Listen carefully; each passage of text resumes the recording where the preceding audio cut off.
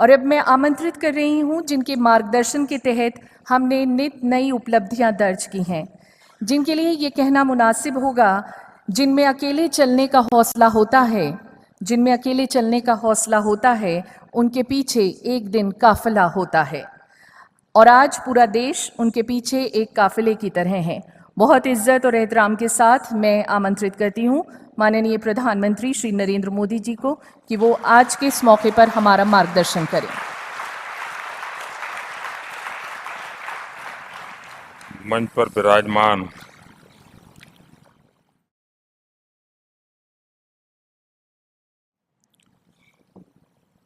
Rail मंत्री श्रीमान सुरेश प्रभु जी, श्रीमान राजन गोहेन जी, वित्त मंत्री श्रीमान अर्जुन मेघवाल जी, श्रीमान A.K. मित्तल जी और रेलवे के सभी वरिष्ठ महानुभाव और टेक्नोलॉजी के माध्यम से देश के हर कोने में रेल से जुड़े हुए सभी बंधु इस समारोह में शरीक हुए हैं, उनका भी स्मरण करता हूं। भाइयों बहनों, आज प्रातः जो पटना इंदौर एक्सप्रेस को कानपुर के पास जो भयंकर दुर्घटना हुई, अनेक निर्दोष लोगों ने अपना जान गंवाई, काफी बड़ी मात्रा में लोग इंजर्ड हुए हैं। देर रात और अर्ली मॉर्निंग जैसे ही पता चला, यहाँ से संबंधित सभी अधिकारी शिविर छोड़ करके वहाँ पहुँच गए। मंत्री श्री भी जो स्वयं भी उत्तर प्रदेश से हैं, मनोज जी, वे भी तुरंत वहाँ जाने के लिए निकल गए। और इसलिए इस अकस्मात के साथ जिन जिन की ड्यूटी थी, अकस्मात की बाद की स्थितियों को संभालने का जो मैकेनिज्म बना है, उससे संबंधित जितने लोग हैं, वे शिविर में नहीं पूरा समय रह पाए। उनको आज बहुत जल्दी सुबह निकल जाना पड़ा।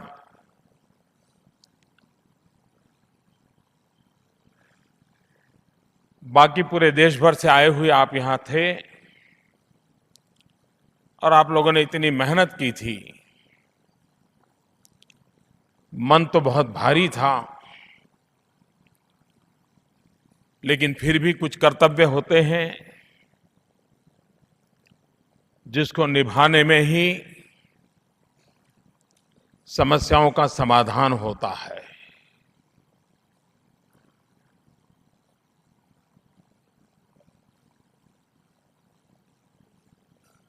अच्छा होता मेरे पास ज्यादा समय होता, मैं आप लोगों को क्या अनुभव रहा,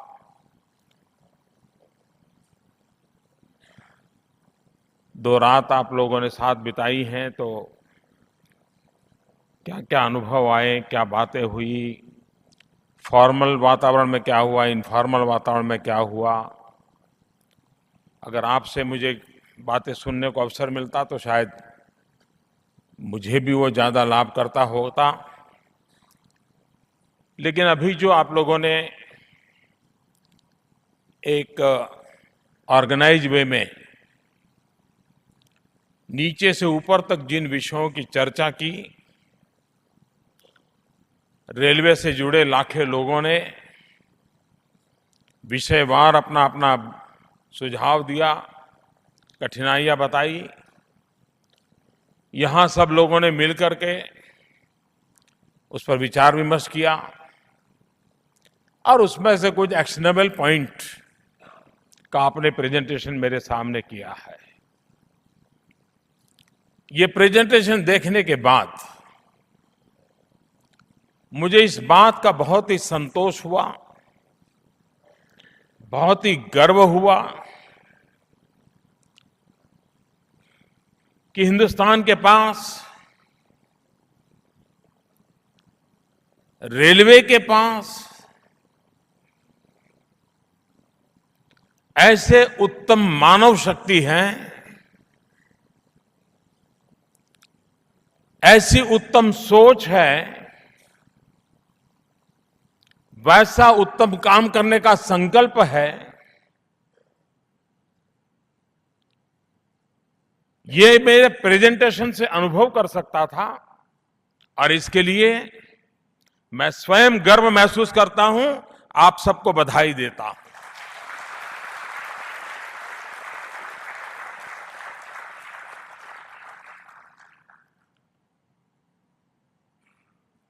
अगर रेलवे के सामने बिलियंस ऑफ बिलियन प्रॉब्लम होंगे तो रेलवे सौभाग्यशाली है कि उसके पास मिलियंस ऑफ मिलियन माइंड भी है।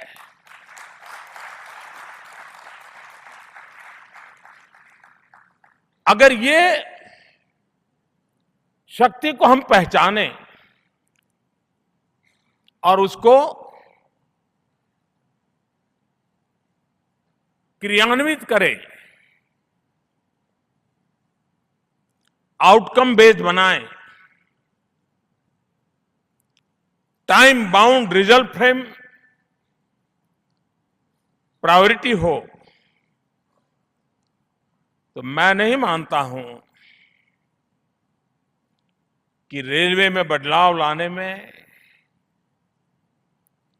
कोई बहुत लंबे समय की जरूरत है। मैं एक ऐसा विषय आपके सामने रखना चाहता हूं जो शायद आपने अपनी पूरी जिंदगी रेलवे में बिताई होगी तो भी उस पर शायद आपका ध्यान नहीं गया होगा। आपको लगता होगा रेलवे यानी एक स्ट्रक्चर व्यवस्था है, कोई मंत्री है, कोई चेयरमैन है, कोई अफसर है, कोई नीचे गैंगमैन है, पूरा एक चेन है, नेटवर्क है, यही रेलवे है। कुछ लोगों को लगता होगा नहीं, ये जो डिब्बे है, प्लेटफॉर्म है, स्टेशन है, ये भी रेलवे है। भाइयों बहनों, शायद हिंदुस्तान में एक ही ऐसी एक व्यवस्था है जिस व्यवस्था का सबसे बड़ा प्रोटेक्टर,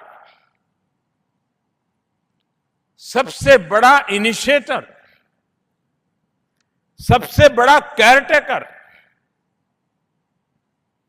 हिंदुस्तान की किसी व्यवस्था में नहीं है जो रेलवे में है। वो है इस देश का सामान्य नागरिक।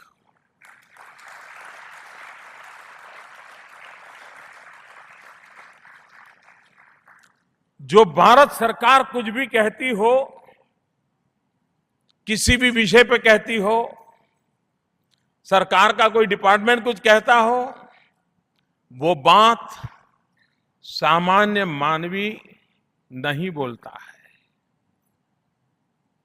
अकेली रेलवे ऐसी है कि हर सामान्य व्यक्ति बोलता है। आपने देखा होगा, बेटा या बेटी या बुजुर्ग भी जब घर से रेल में जाने के निकलते हैं तो मां दरवाजे तक आकर के बार बार कहते, देखो बेटे, चलती गाड़ी में चढ़ना मत, खिड़की बाहर देखना मत, बेटा सामान संभाल के रखना, बेटा कोई खाने को कुछ दे तो मत लेना। ये कहते हैं कि नहीं कहते? आप भी यही कहते हो, आप भी पैसेंजर को यही कहते हो कि भाई ये जरा आप, इसका मतलब हुआ कितनी बारीकी से हिंदुस्तान का सामान्य मानवी सुरक्षा का मसला हो, व्यवस्था का मसला हो, खान पान की चिंता हो, रेलवे से भी ज्यादा हर पैसेंजर का परिवार यानी पूरा हिंदुस्तान आपके साथ जुड़ा हुआ होता है। एक प्रकार के वो आपका एम्बेसडर है, वो एक प्रकार से रेल चलाने का हिस्सेदार है। बूढ़ी अनपढ़ मां भी वही बोलती है जो आपका एक रीजनल मैनेजर किसी सुझाव देता होगा, वो एक बूढ़ी अनपढ़ मां भी देती है। यानी रगों रगों में पीढ़ी पीढ़ी में आपने अपनी जगह बनाई है। ये रातों रात नहीं बनी है। एक शताब्दी से भी ज्यादा समय के अथाक प्रयत्न का परिणाम है कि सामान्य मानवी भी आपकी भाषा जानता है, बोलता है। क्या कभी हमने आधुनिक समय में रेल में बदलाव लाने के लिए इतने बड़े सामर्थ्य को अपना माना है? जिस दिन उसे पैसेंजर नहीं, ग्राहक नहीं, हमारा पार्टनर है, हमारा केयरटेकर है, हमारा गार्डियन है, हमारा प्रोटेक्टर है, इस भाव से जब हम देश के हर नागरिक को देखेंगे, जो कभी न कभी देश में बहुत कम लोग होंगे जिनको रेल में बैठने का सौभाग्य न मिला हो, अगर इस शक्ति और सामर्थ्य, इतने बड़े परिसर और व्याप को हम अगर अपना बना ले, सक्रिय रूप से अपना बना ले, तो हमारी ताकत 125 करोड़ गुना ज्यादा बन जाती है। आप कल्पना कर सकते हैं कितनी बड़ी ताकत है।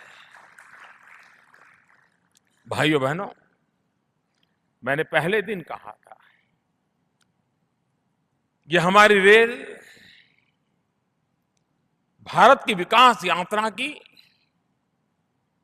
एक महत्वपूर्ण कड़ी है। सच्चे अर्थ में ये रेल रथ भारत की प्रगति का पंथ है।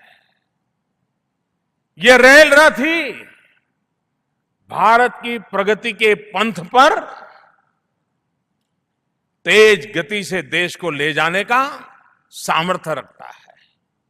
आप एक हिंदुस्तान का एक इकाई है, लोगों को ले जाने का काम करता है, इतना सोचोगे तो बात बननी नहीं है। यहां कई सुझाव आए, बहुत मंथन किया होगा। हम ज्यादातर साइलों में काम करने की आदत रखते हैं, डिपार्टमेंटल सोच से काम करने की आदत रखते हैं, फाइल के प्लस माइनस देख सकते हैं, परिस्थिति के प्लस माइनस देखने की आदत कम होती है। ये हम लोगों का डेवलपमेंट है। लेकिन अगर बदलाव लाना है, अब जब कोई संकट का समय आता है, कहीं अकस्मात हो गया, तो रेल का कोई ये नहीं कहता मैं तो इस विभाग का हूं, मैं नहीं करूंगा, मेरे पास तो ये सेवा है, मैं नहीं करूंगा। सब मिलकर के दौड़ते हैं, अरे भाई चलो कुछ हो गया है, चलो चिंता करें। संकट के समय तो हम एक टीम के रूप में काम कर लेते हैं, लेकिन सहज वातावरण में हम अपने में खो जाते हैं। टीम बनाते हैं तो अपने डिपार्टमेंट की बनाते हैं, साइलो वैसे के वैसे रहते हैं। इस चिंतन शिविर में अगर हम अपने साइलो से बाहर निकल पाए, इस चिंतन शिविर में अगर हम हायरार्की के प्रेशर से निकल करके सहज हो जाएं, मैं नहीं मानता हूं कि रेल टीम बनाने में हमें कभी कोई कठिनाई आएगी। आज हम ये भी संकल्प कर करके आए कि हम रेल इंडिया टीम है। न कोई ऊपर है, कोई नीचे है, न कोई उस कोने में है, न कोई इस कोने में है। हम सब एक समरस एक संकल्प को लेकर के चलने वाली टीम है।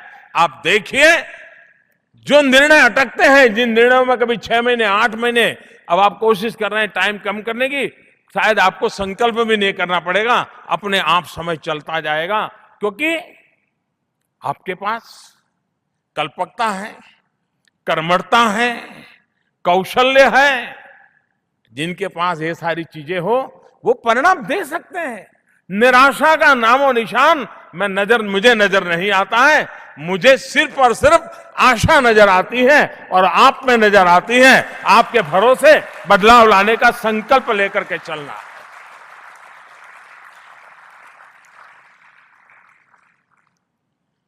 अब यहां फ्रेट को 3 गुना करने की चर्चा चली, लेकिन अगर हम कहें कि हम रेलवे में ये करेंगे तो ये परिणाम मिल जाएगा, मैं नहीं मानता हूं कि मिल सकता है। हमें हिंदुस्तान के कॉमर्स को समझना पड़ेगा, सरकार की कॉमर्स की नीतियों को समझना पड़ेगा, हमें किस जगह पे क्या प्रोडक्शन होता है उस पर ध्यान केंद्रित करना पड़ेगा, किसका प्रोडक्ट कहां मार्केट में चलता है वो देखना पड़ेगा। अगर सर्दियां की सीजन हो और पंजाब का, लुधियाना का प्रोडक्ट, उसको नेचुरल मार्केट नेशनल वाइड है, तो आपके कॉमर्स डिवीजन का काम होता है कि साल पहले से, सर्दियों के पहले, पंजाब या लुधियाना में जो गर्म चीजें तैयार होती हैं, उसको देश के किस किस कोने में मार्केट होगा, वहां पहुंचाने के लिए एडवांस में कोई काम करता है तो स्पेशल इंसेंटिव के साथ रेल क्या ऑफर कर सकते हैं। आप देखिए, जो आज ट्रक से अपना ऊनी कपड़े भेजता है, स्वेटर भेजता है, सामान भेजता है, वो तुरंत ढूंढेगा यार रेलवे ने सर्दियों के दिनों में ये मार्केट को ध्यान में रखते हुए ये काम लाया है। आपको लोग मिल जाएंगे। सरकार आपका सबसे बड़ा क्लाइंट है। कोयले में आपकी गाड़ी चल रही है, कोयले में कईयों की चली।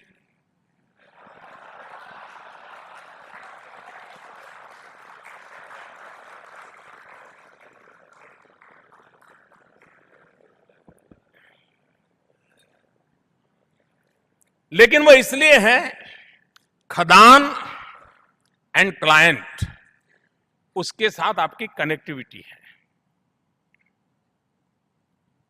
जहां कनेक्टिविटी नहीं है, वहां फिर आप संकट में आ जाते हैं, तो आप नई स्ट्रेटेजी वर्कआउट नहीं करते। मान लीजिए भारत सरकार को फेयर प्राइस शॉप के लिए गेहूं लेने हैं, गेहूं पहुंचाने हैं। आपको पता है सबसे ज्यादा गेहूं कहां होता है, आपको पता है किस सीजन में गेहूं होते हैं, आपको पता है गेहूं सबसे ज्यादा कहां जाते हैं और चावल सबसे ज्यादा कहां जाते हैं। अगर आप स्वयं, जैसे आप ये ट्रेन इस पटरी पर है तो उस ट्रेन को 3 मिनट लेट करो, वो ट्रेन जरा इधर इतनी जाती है तो उसको भी उस प्लेटफॉर्म पर रोक के रखो, ये कड़ी आसानी से कर लेते हो आप। बाहर वाले को समझ भी नहीं आएगा, लेकिन आप आराम से कर देते हो। चाय पीते पीते कहते हो अच्छा ऐसा करो, उसको 3 मिनट रोक लो,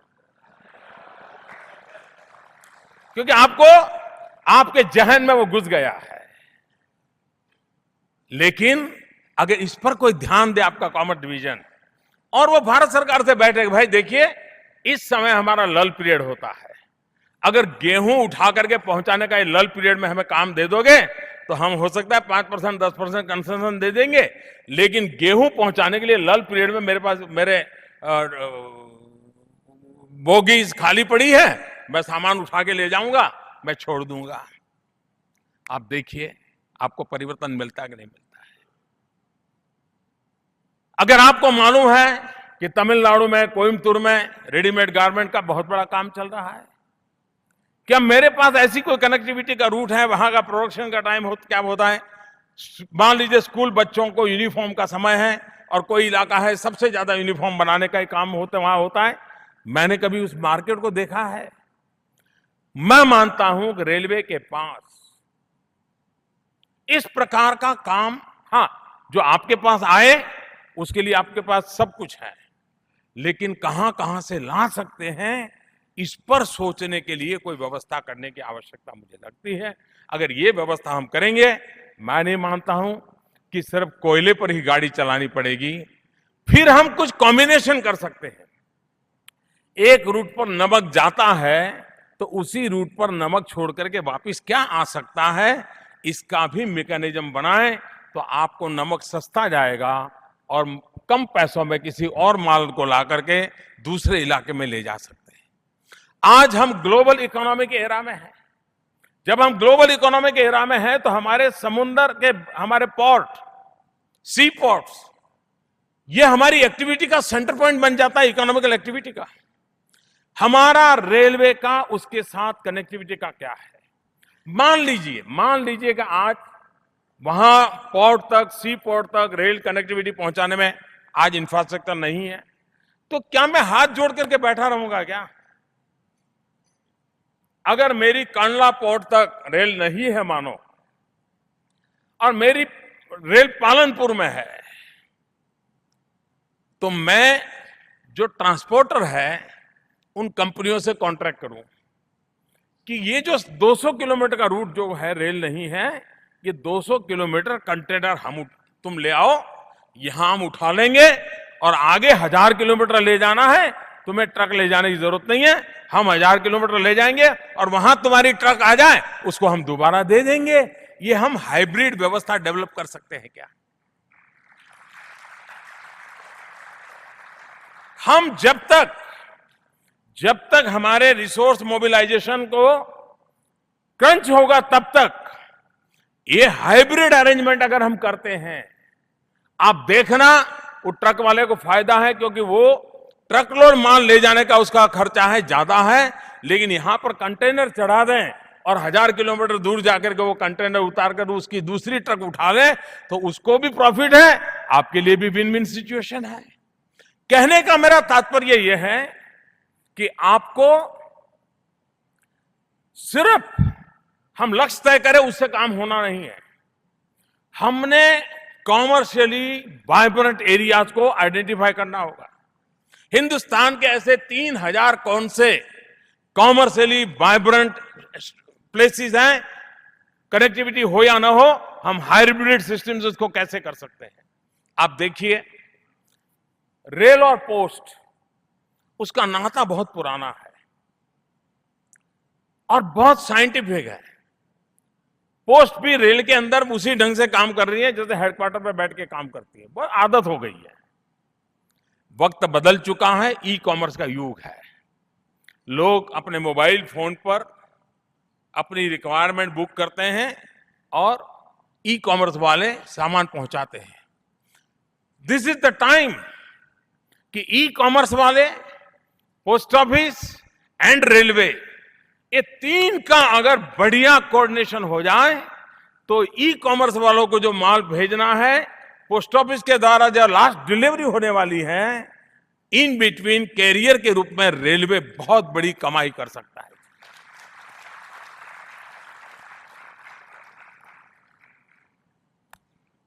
आपको लगता होगा जो बातें मैं बता रहा हूं, देखिए रेलवे से मेरा नाता पुराना रहा है, तो उसके कारण मुझे ये भली भांति समझ आता है कैसे करें। मैं हमेशा पहले कहता था कि व्यवस्था में 2 प्रकार के लोग होते हैं। एक एक्सप्रेस ट्रेन जैसे, दूसरे मालगाड़ी जैसे। मालगाड़ी शब्द ही है ना, मेरे गांव में तो मालगाड़ी बोलते थे, गुड ट्रेन है। 2 प्रकार के लोग होते हैं। जो एक्सप्रेस ट्रेन होता है वो एक विसल बजाता है, चल पड़ता है। जो गुड्स ट्रेन होता है, प्लेटफॉर्म पर हर 10 मिनट पर विसल बजाएगा, फिर पीछे जाएगा, फिर हर 10 मिनट विसल बजाएगा, फिर आगे आएगा, फिर हर 10 मिनट विसल बजाएगा, फिर ट्रैक बदलेगा। वो उसी प्लेटफॉर्म पर इधर उधर करता ही रहता है और चिल्लाता रहता है।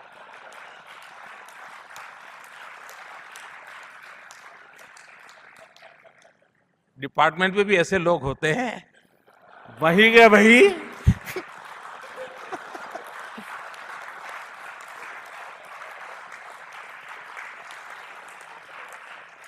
आवाज बहुत करते हैं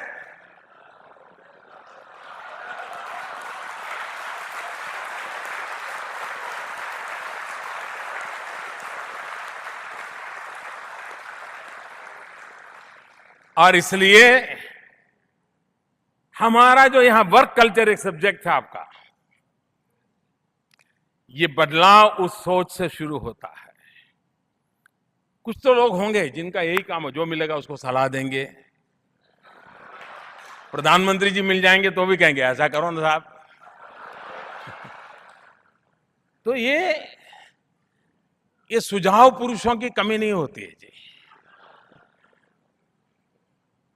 लेकिन कुछ कर्मठ लोग भी होते हैं जो डेडिकेट होते हैं जी।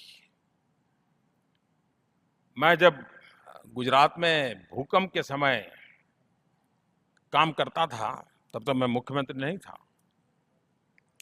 मैंने कई ऐसे रेलवे के लोग देखे थे कि उस भूकंप के कारण उनके परिवार में भी हानि हुई थी, यानी प्रियजन को खोया था, लेकिन उन लोगों ने इस संकट के समय रेल अकेली मदद कर सकती है लोगों को लाने ले जाने, अपने परिवार में खोए हुए व्यक्ति को अंत्येष्टि के लिए घंटा 2 घंटा के लिए गए, बाकी पूरा समय वो ड्यूटी पर।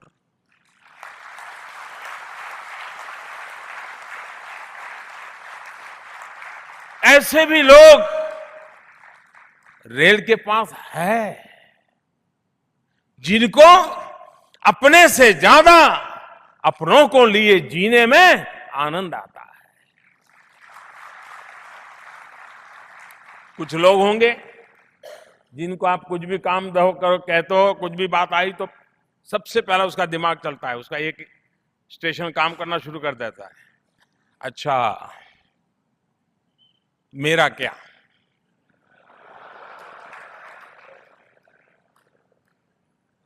कुछ होते हैं, बताओ मेरा क्या, और वो कहेगा कि साहब ये तो ऐसा है, इसमें और कुछ संभव नहीं है, तो फिर मुझे क्या।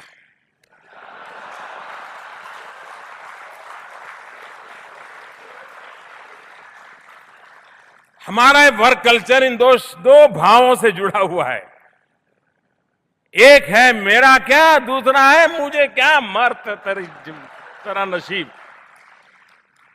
मैं समझता हूं मेरा क्या या मुझे क्या, जब तक हम इस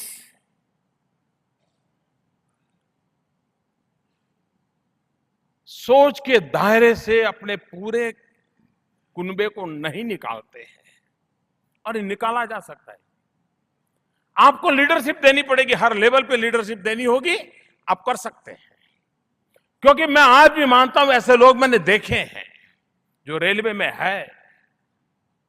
अगर इस पर हम बल दें, सकारात्मक शक्तियों पर बल दें, मुझे विश्वास है कि हम परिणाम की ओर जा सकते हैं। हमें आधुनिक रेल की तरफ जाना पड़ेगा जी। कभी कभी मुझे लगता है कि जिस गति से रेल की हालत बिगड़ती गई है, बाकियों का क्या होगा छोड़ो भाई, मेरे इन 13 लाख परिवारों का क्या होगा।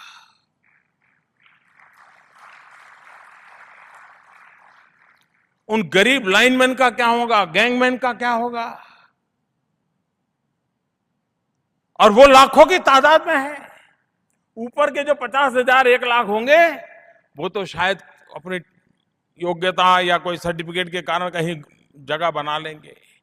ये कहां जाएगा जिसने अपनी जिंदगी में रेल की पटरी के सिवा कुछ देखा नहीं है, उसे कौन ले जाएगा। भाइयों बहनों, देश का भला जब होगा इन 13 लाख परिवारों की चिंता करने के लिए भी रेल को जानदार प्राणदार बनाना अनिवार्य हो गया।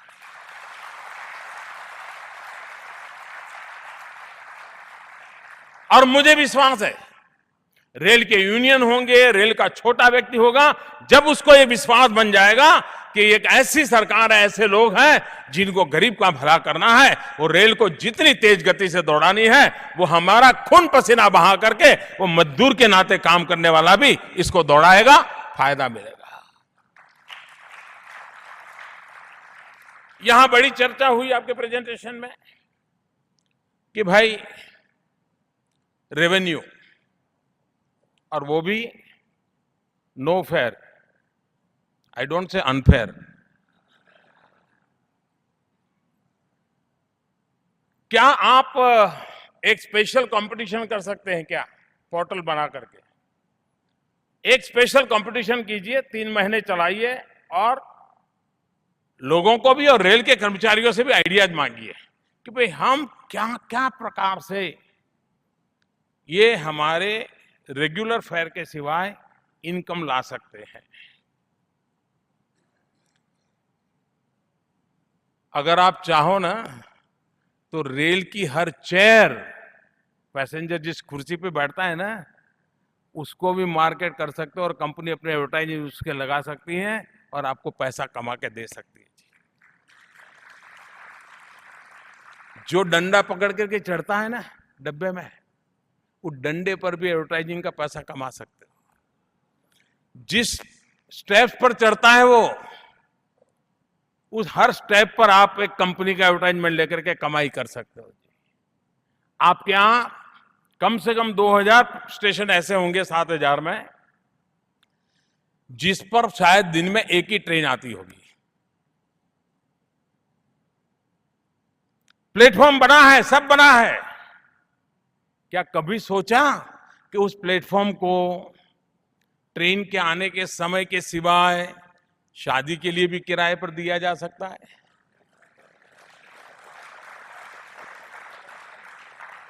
इंफ्रास्ट्रक्चर बना हुआ है और 2000-5000 की जनसंख्या वाले गांव में ही ऐसे प्लेटफॉर्म पड़े हुए हैं। वहां पर मान लीजिए कोई टीचिंग क्लास चलाना चाहता है बच्चों को पढ़ाने के लिए, गांव में इतना बड़ा कमरा नहीं है, उसको बोलो भाई देखिए ये समय नहीं है, सिक्योरिटी की दृष्टि से कोई प्रॉब्लम नहीं है, ट्रेन आती नहीं है, बिजली है, तुम अगर बच्चों को पढ़ाना चाहते हो आओ पढ़ाओ और इतना किराया तुमको देना होगा। आपका प्लेटफॉर्म भी पैसे दे सकता है जी। ये मैं समझता हूं आपको नए सिरे से सोचने की आवश्यकता है, और अगर आप नए सिरे से सोचें तो रेल हर प्रकार से कमाई दे सकती है जी। टेक्नोलॉजी परिवर्तन की हम चर्चा करते हैं, यहां पर अभी भी मैं देख रहा हूं डीजल लोकोमोटिव पर हमारा काम चल रहा है। क्या समय की मांग नहीं है कि भारत को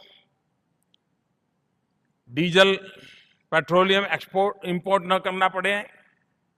हम बायोडीजल पर जा सकते हैं, अच्छी बात है। हम सोलार एनर्जी में पार्टनरशिप कर सकते हैं, हम सस्ती बिजली खरीद सकते हैं। हम कॉस्ट इफेक्टिव बनाने के लिए, अब ये बात ठीक है आपके डिपार्टमेंट में भी रहता होगा कि हमको इसको इलेक्ट्रिक पर जाना है, दूसरा कहता है नहीं जाना है। क्यों? कि मेरा डिपार्टमेंट की ये है, तुम्हारे डिपार्टमेंट की है।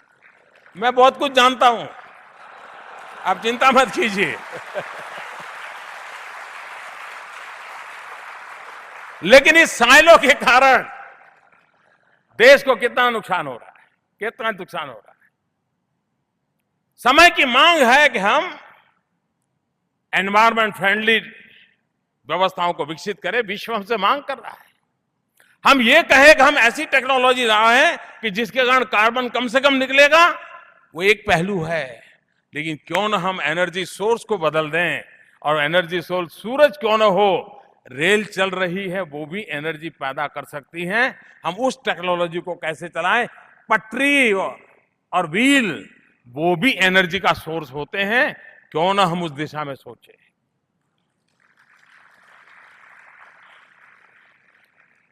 हमें ये बदलाव लाना होगा। हमारे रेलवे स्टेशन प्राइम लोकेशन पर है, रेलवे के पास उस इलाके में जमीन भी बहुत है। क्या पब्लिक प्राइवेट पार्टनरशिप के मॉडल पर रेलवे के नजदीक बड़े बड़े वेयर हाउसेज बन जाए, कोल्ड स्टोरेज बन जाए? मुझे बताइए, फ्रेट के लिए आपको एक्स्ट्रा कोई मेहनत करनी पड़ेगी क्या? आप पब्लिक प्राइवेट पार्टनरशिप में ये डेवलप, कुछ ऐसे स्टेशन हो सकते हैं कि नीचे स्टेशन चलता है, ऊपर गोडाउन चलता हो, टेक्नोलॉजी से सामान ऊपर चला जाता हो, रेल आते ही टेक्नोलॉजी से सामान भर दिया जाता हो। वहां का पेरिसेबल गुड़ है गांव के किसानों का, वो फटाक से हम उठा करके ले जा सकते हैं। हम ये बदलाव ला सकते हैं।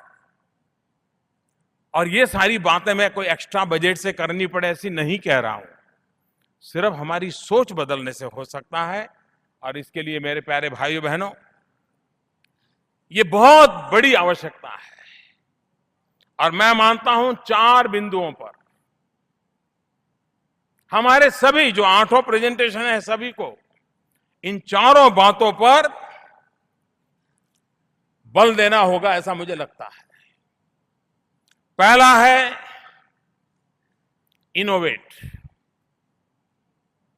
दूसरा है रिनोवेट, तीसरा है मोटिवेट एंड चौथा है cultivate. Innovate, renovate, motivate, cultivate, इन 4 बिंदुओं को इन सारी आपकी 8 योजनाओं से आप जोड़ दीजिए। आप देखिए नयापन आएगा, एक नई खुशबू आएगी, एक नया माहौल बनेगा और परिणाम मिलेगा। कभी कभार पैसेंजर के संबंध में पॉलिटिकल थिंकिंग अलग होता है, रियलिटी कभी कभी अलग होती है। चुनाव, वोट, पैसेंजर, राजी, नाराजी, मीडिया, वो डरता रहता है।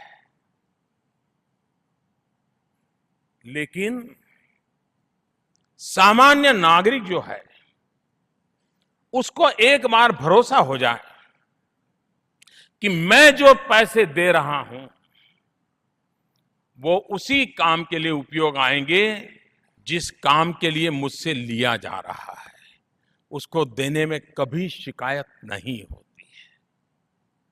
दूसरा, मैं पैसे दे रहा हूं और मुझे इतनी सेवाएं कही गई हैं, ये सेवा मुझे मिलनी चाहिए, मैं देने को तैयार हूं। मेरा जीवन का एक लंबा कालखंड, छोटी उम्र में ट्राइबल के बीच में मैं काम करता था, एक वॉलेंटियर के रूप में। आदिवासियों के बीच में ही मैंने अपना उम्र का काफी महत्वपूर्ण हिस्सा मैंने वहां बिताया है। एक बार मैं ऐसे ही आदिवासी क्षेत्र में, जंगल में, एक पेड़ के नीचे खड़ा था, बस का इंतजार कर रहा था। वहां और भी 2-3 आदिवासी खड़े थे, एक कपल खड़ा था, नया कपल था। ऐसे ही मेरा मन कर गया, चलो भाई बस आने तक इनसे बातें करूं, उनकी समस्याएं समझूं, उनकी सोच समझूं। आदिवासी बोलते कम है, सुनते ज्यादा है। मैं बड़ी कोशिश कर रहा था। शुरू कहां से करेगा? अच्छा, कहां जा रहे हो, किस गांव के हो, वहीं से शुरू होता है। तो बातचीत करता था। तो जो कपल था,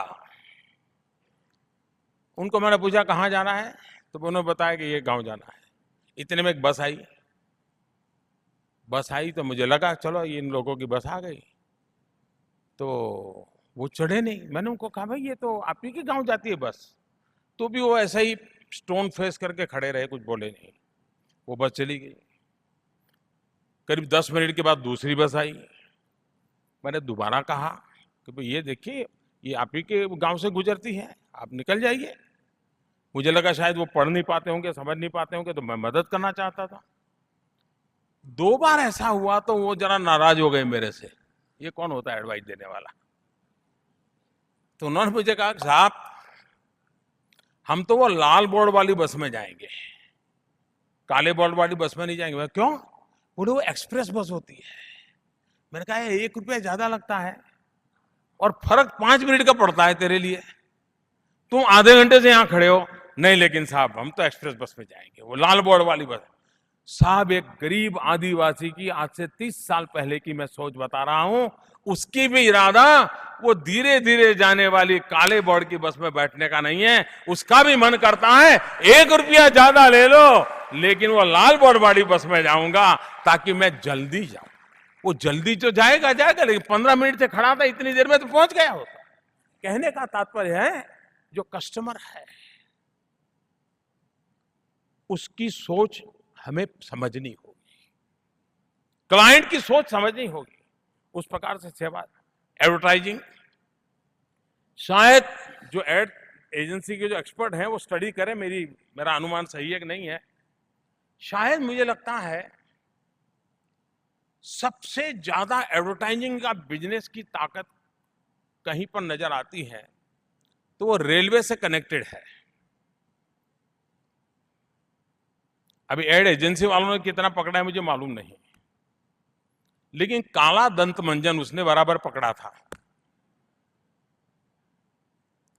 किसी भी गांव, गली, स्टेशन, नगर के पास से ट्रेन गुजरती है तो उस गांव की जितनी दीवारें हैं उस पर काला दंत मंजन का एडवर्टाइज लिखा रहता था।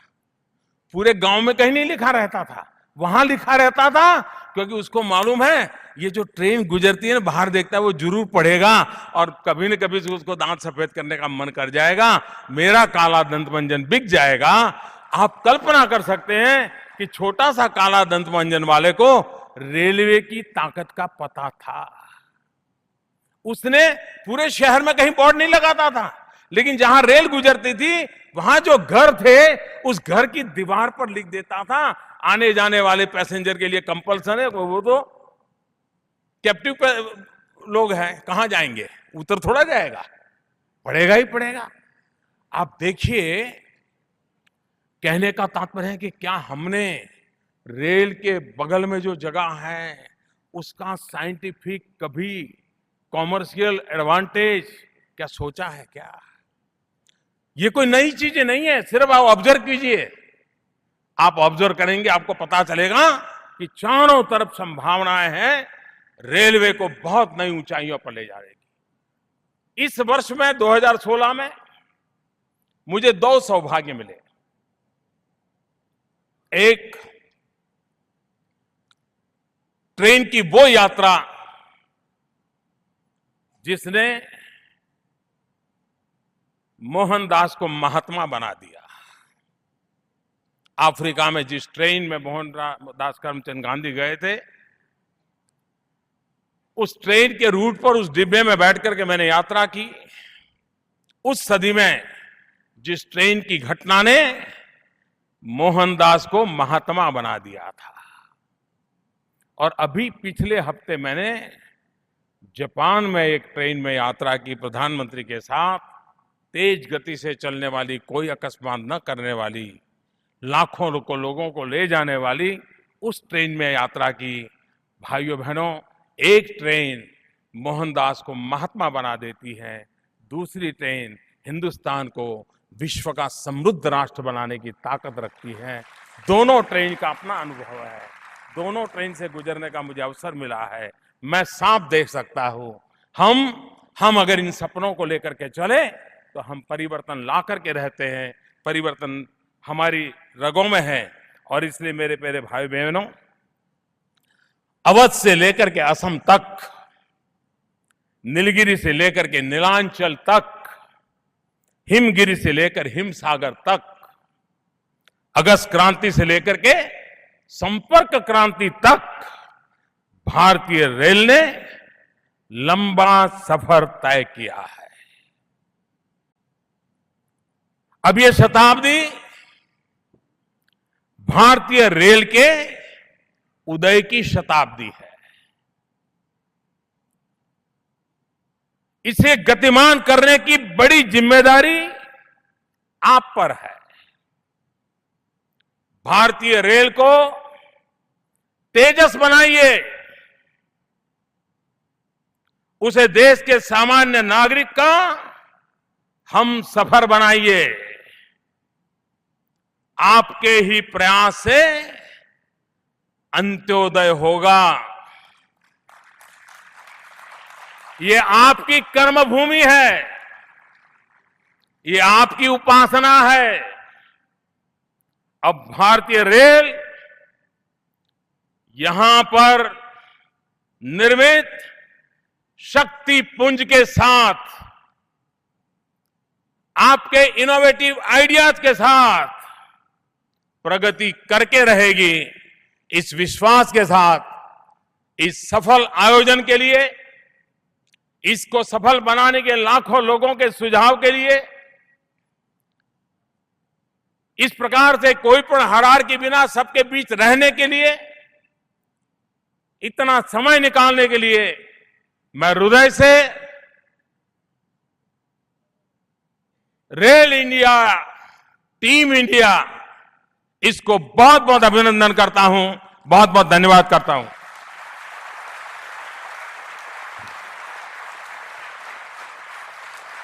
माननीय प्रधानमंत्री जी, रेल इंडिया टीम पर एकता के सूत्र में बंधने की आपके इस आग्रह पर, आपके सुझाव पर हम सब चलने की पूरी कोशिश करेंगे।